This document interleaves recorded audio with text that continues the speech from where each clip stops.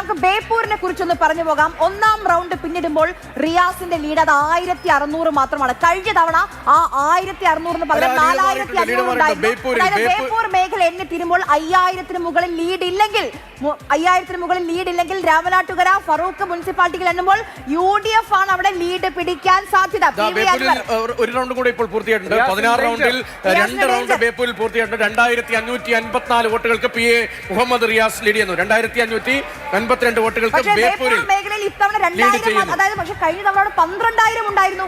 ആ 12000 ഉള്ള സ്ഥലത്താണ് ഇപ്പോൾ 2000 ഉള്ളത്. അതുകൊണ്ടാണ് രാമനാട്ടുകരയും ഫറൂഖും എണ്ണുമ്പോൾ ഒരു പക്ഷേ PV അൻവർ ബേപ്പൂരിൽ ലീഡ് പിടിക്കാൻ സാധ്യതയുണ്ട്.